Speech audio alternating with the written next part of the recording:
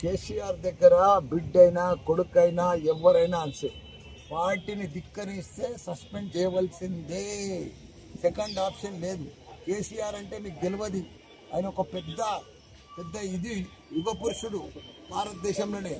అలాంటి మనిషి బిడ్డే కొడుకు, ఆయనకు ప్రజలు ఇంపార్టెంట్, తెలంగాణ ఇంపార్టెంట్, బిడ్డే కొడుకు కాదు. కాబట్టి ఆయన దేనికైనా తెగిస్తాడు. అలాంటి మనిషి మనకు దొరకడమే, కేసీఆర్ లాంటి దొరకడమే మన అదృష్టం. అంటే కాళేశ్వరం అంశంలో కాళేశ్వరం లేదు, ఏం లేదా. 3 లక్షల మెట్రిక్ టన్నుల ధాన్యం పండించిన ఘనత కేసీఆర్ దయా. వీళ్ళేంది అంతా 3D సినిమా లెక్క డ్రామాలు ఆడుకుంటా కాళేశ్వరం అని, కూలిపోయిందని, అదని, ఇదంతా బక్వాసే. ఏంటది కేసీఆర్ అంటే? ఓ చరిత్ర, ఒక హిస్టరీ. భారతదేశంలో తెలంగాణలో ఒక ఆదర్శ రాష్ట్రంగా తీసుకుపోయింది.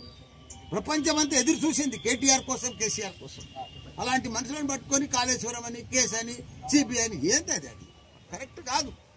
ఇట్లా చేస్తే ఈ సిబిఐలు, ఈ కేసులు, ఇవన్నీ కూడా ఆయన అంతర్గతం చేస్తే ఏ సీఎం కూడా పనిచేయలేడు. అంత గొప్ప సీఎంను పట్టుకొని ప్రపంచంలో ఎత్తైన ప్రాజెక్టు, లిఫ్ట్ ఇరిగేషన్ ప్రాజెక్టు కడితే దాంట్లో ఒక రెండు పిల్లలు పోతే కుంగిపోతే ఉంటున్నా. ఇంత పెద్ద వర్షాలకు ఎట్లుంది అది? కాళేశ్వరం కుంగిపోయిందా, కూలిపోయిందా? దాన్ని పట్టుకొని కాళేశ్వరం అనుకుంటా దాన్ని రకరకాల ఇబ్బంది పెట్టి ప్రజలకు నీళ్ళు ఇవ్వకుండా. కేసీఆర్ కుటుంబంలోనే ఇంత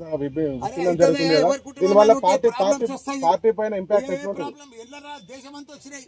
దేశమంతా సస్పెండ్ చేయలేదా? వాళ్ళ బిడ్డలను, వాళ్ళ తమ్ములను, వాళ్ళ కాకాయలను, వాళ్ళ బామ్మర్దులను దేశమంతా అయింది. ఇది కొత్తగానా సస్పెండ్ చేసేది? ఎవరైనా పార్టీకి ధిక్కరిస్తే సస్పెండ్ చేస్తారు. చూసుకునే కూర్చుంటారా? ఏంది చేస్తారా? అందుకే కదా సస్పెండ్ చేసింది.